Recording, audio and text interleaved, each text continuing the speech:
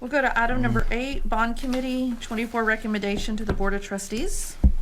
Okay, just quickly here, I would like to just introduce our folks here that are going to be presenting here. But, you know, we've been very blessed to have some dedicated community members working to navigate and work through our growth and our future.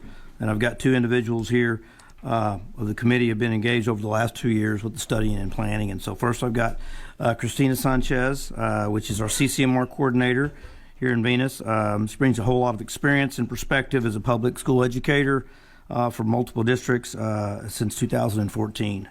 We also have Steven Cervantes.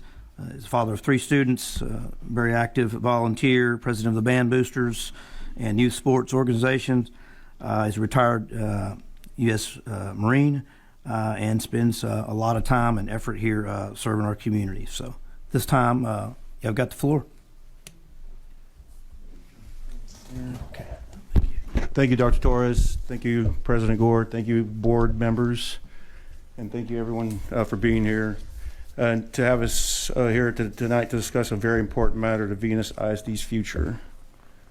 It's time for Venus ISD to take action and to take steps forward towards our future. This is a quote, we all know it, from Neil Armstrong. It's one small step for man, one giant leap for mankind.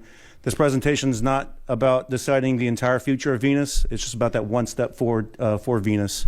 We have to do something, and not doing something is not something. So enjoy the presentation. All right, where are we getting our bearings? The Long Range Planning Committee started back in 2022. I was a part of that.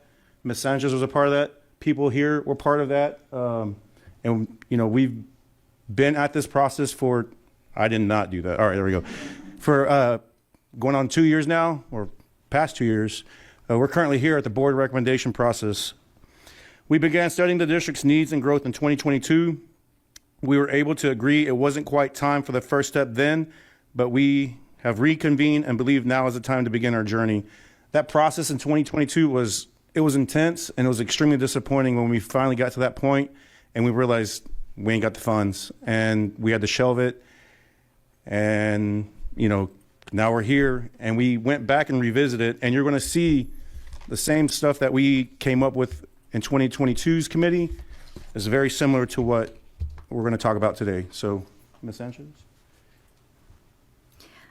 The VISD Bond Committee consisted of 21 members and represented a cross-section of our Venus community. Members were parents and or grandparents of VISD students, employees of the district, business owners, and community leaders who brought unique perspectives to every meeting. If you served on the Bond Committee in either 2022 or the current committee, please stand up so we may recognize you.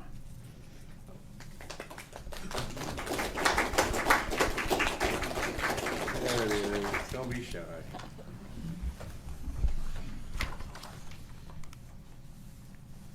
This committee was a continuum of the Bond Planning Committee formed in 2022.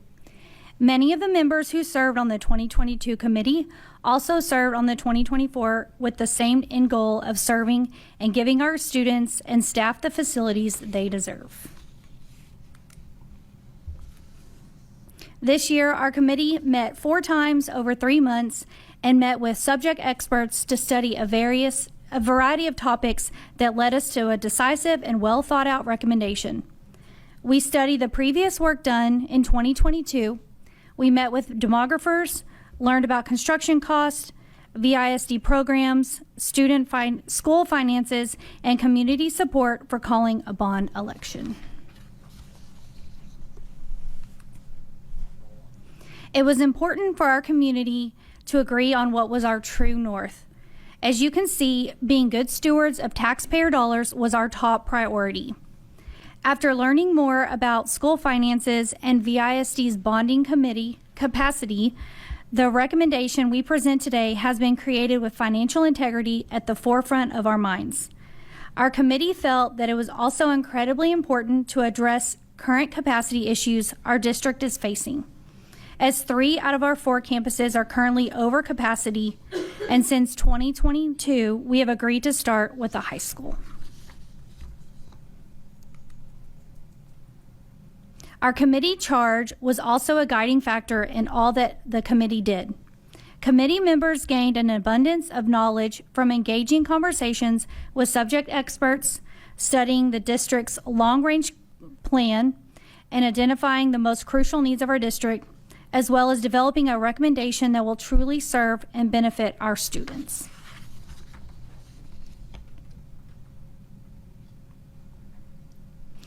We understood the importance of transparency with our community and taxpayers, so meeting agendas, presentations, and resources were made available on our VISD website. So now we're going to talk about the overview of our current schools. As you can see from this chart, 3 out of our 4 campuses in VISD hit or exceeded their capacity this year, with significant overcrowding at the high school.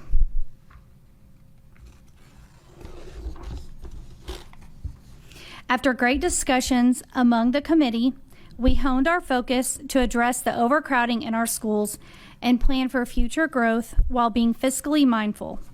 We felt it was most important to prioritize fiscal responsibility while addressing the district's current and future needs. So now we're talking about community growth, our forecast.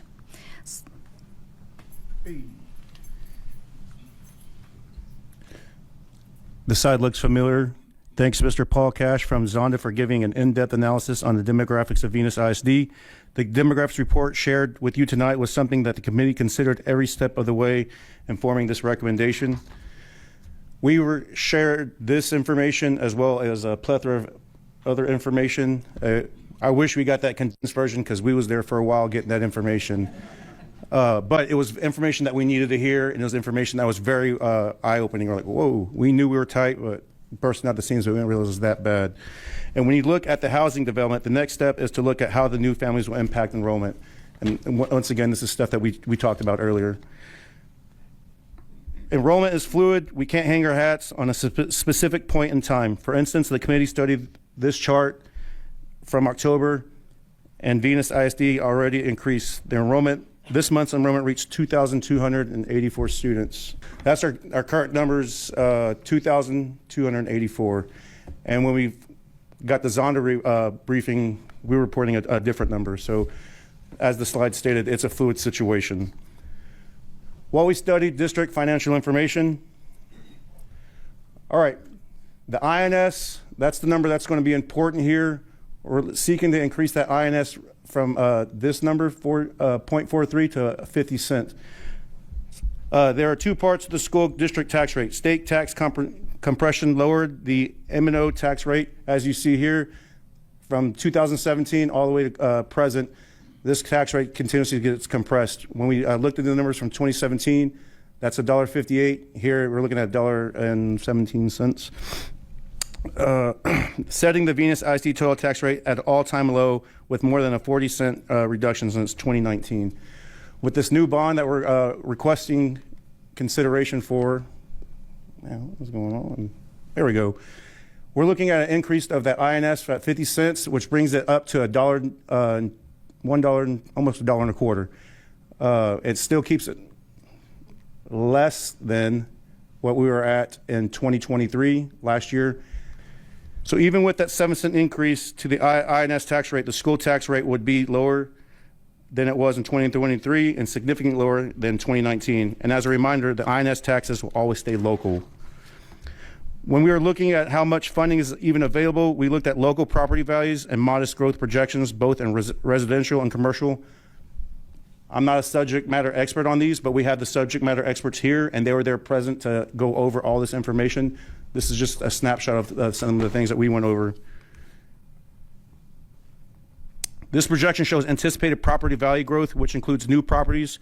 So as developments go in, those new residents and business also contribute to school funding. So we're right here. We're anticipating if the bond gets approved to get that new high school around this time frame. But if we wait, that new high school is going to be getting built in this time frame. So it's very important that we take that first small step. The Attorney General's 50-cent test ensures our taxpayers that we can afford the debt payments for this bond and reassures that we will not surpass the 50-cent INS tax rate cap. If you have any questions on this, we can get it covered. All right. This slide's, in my opinion, one of the most important slides as a person that pays, the bills at the house. How much is this going to cost me? If you own a home at $230,000, which I believe the median house home was $220,000, so it's slightly less. You're looking at a monthly impact of $7.58, which equates to about 4 cookies and 2 ice creams at the Venus Elementary cafeteria, and my kids go through that pretty quickly. If you're a high roller, you're looking at a Starbucks family trip at $23. Well, that's probably like a single Starbucks trip for myself. So about $23 for a $500,000 home, and that's a monthly hit. And while finances are always tight, it's not something to joke about. We're not talking a big hit on your bills. I found out I was paying 2 Paramount Plus subscriptions, one for me and one for my mom. So mom kept hers, and I got 2 Paramount Plus subscriptions. All right, yes, sir. While you're on that, would you address Yes, sir. over 65, how it will affect them?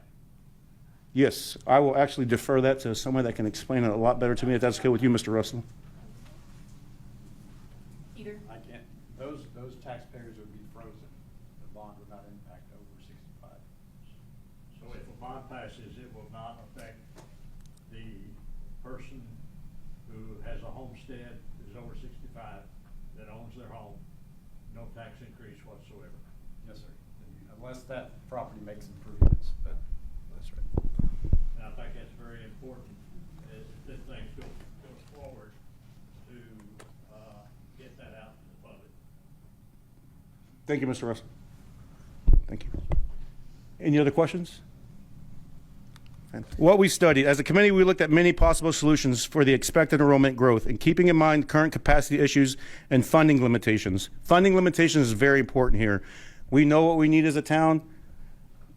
As a committee, we worked very tirelessly to figure out what it is that we needed as a city, a school district, and we kept coming back to those funding limitations. We considered everything from small campus additions to new schools at almost every grade levels. Yeah, thank you. Potential projects studied. We studied initially projects A through G. For each potential solution, we compared square footage, classroom space, cost, timelines, and impact. We developed lists of benefits and challenges for each scenario. The reason I brought up, they being Huckabee, brought us A through G scenarios for one of our first couple of meetings, and when we met, we were like, these scenarios, they're great and we appreciate it, but it's not quite what we're looking for. Could you maybe expound on some of this stuff? And they came back with multiple different scenarios, H and I, with 3 different I configurations. So the committee didn't just get spoon-fed the information, say, yep, sounds good to us, let's move it along. No, we wanted to make sure it worked for us and we were fiscally responsible. Solutions range from, slide please, $23.7 million to $123 million. And those are just all some of the examples of the project there. While every project had benefits and solved part of the challenge, bonding capacity is not sufficient to fund all identified needs right now. And I say right now because we do have plans in place for future growth. In weighing the solutions, cost, needs, and urgency, the conversation turned to what we should address first. Within a solid financial plan, the high school clearly rose to the top, but we wanted to bring it back to the broader community first. Slide, please.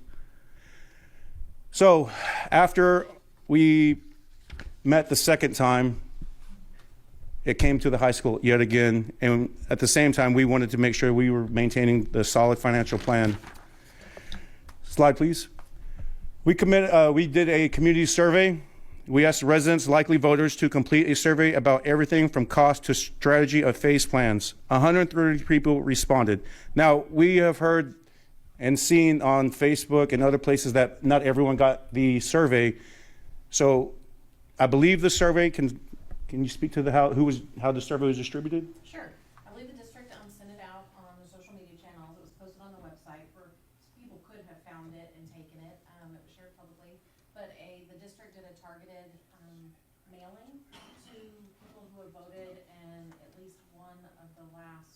elections, in a May election, and so it was targeted people who vote. So as a parent, I received it in the mail. I received it online, and then I saw it on the district website as well, but I only took it one time. We asked residents for, I already spoke to that. Slide, please. This shows the responses, including the strength of opinions regarding a $76 million bond. Hopefully this won't break it. All right, slide, please. This right here, the 48.9%, that's a strong support. This is a pretty low number on the strongly opposed. This number right here, these are the people we want to talk to, kneecap to kneecap, get in front of them and say, hey, what can we do to get you to a yes or to a no? The indecisiveness, we want to figure out what's going on and how can we help to clear some of those questions, to alleviate some of those concerns, because maybe there's people out there that are against it because they think, oh, my taxes are going to increase or my parents' taxes are going to increase, but they have questions like Mr. Russell had. Hey, if I'm 65 and older, will it hurt me? Not at all.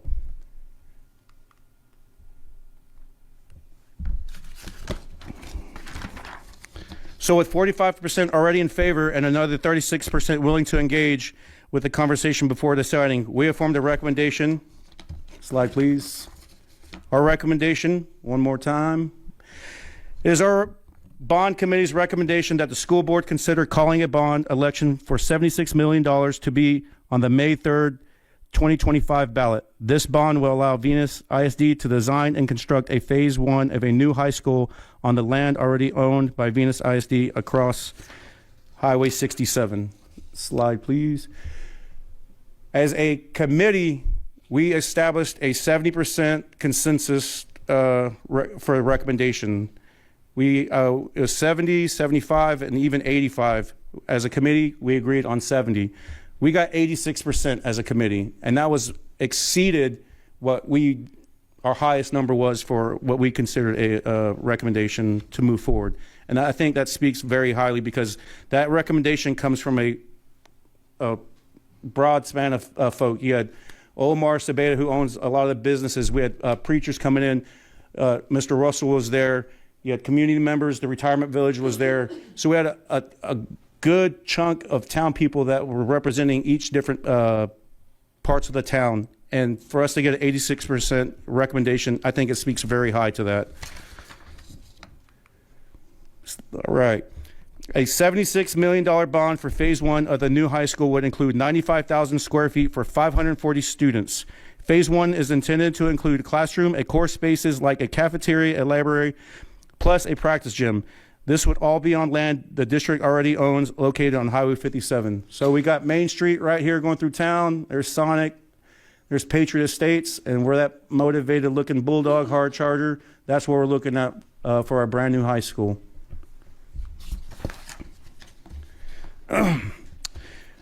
Just bring this back for context. The recommendation for phase 1 of a new high school would need a $76 million bond funded by a 7-cent change to INS tax rate. This is under $2 a week for the average home.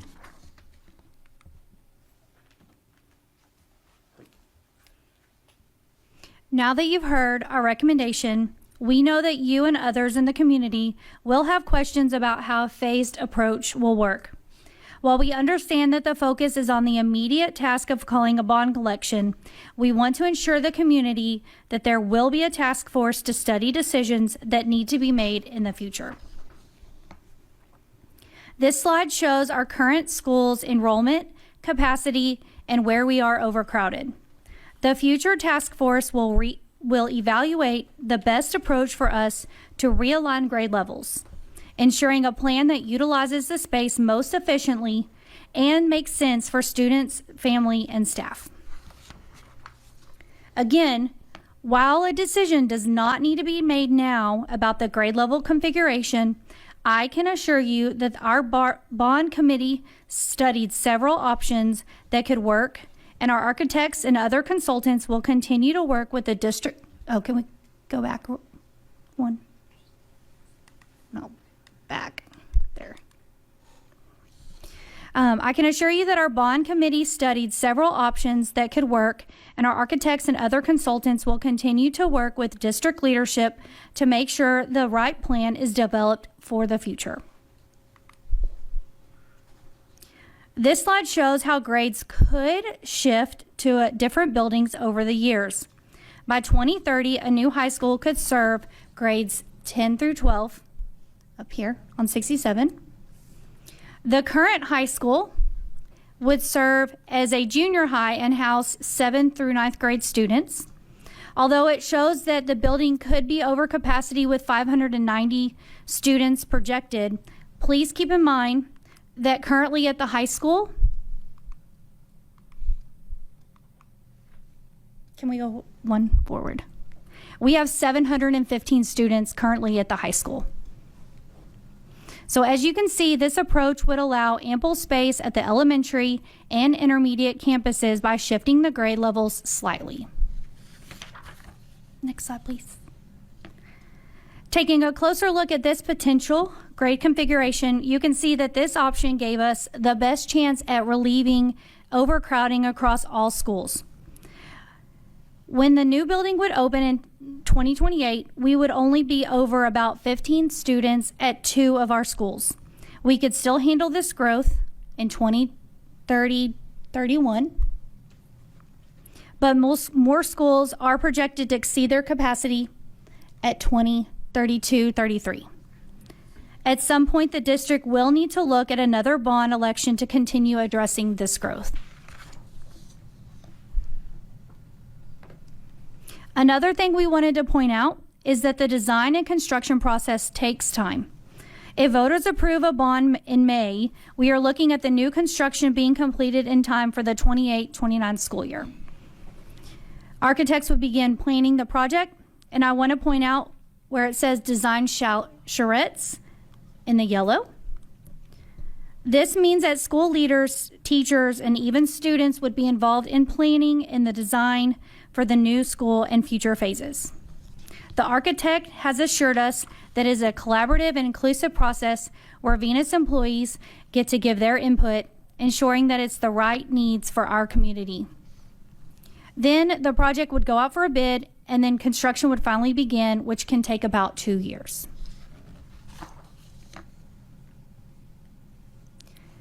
This slide shows that the planning and future decisions will take place over the next couple years in preparation for a fall 2028 opening.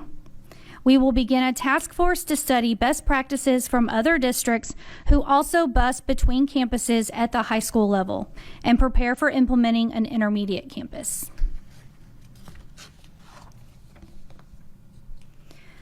Thank you so much for taking the time to hear about our committee's work and our recommendation. We understand that in order to call a bond for election by the state's deadline, in order to call for a bond election in May, we asked that the board would need to call a vote by the state's deadline of Friday, February 14th. That means you have the rest of this month, all of January, and the beginning of February to consider what we've shared, ask questions, and hold additional meetings if necessary. If you do call a bond, the election day would be on Saturday, May 3rd. We hope you'll take our recommendation and lead us through the first step towards a new high school. Thank you so much. Thank you, guys. Thank you.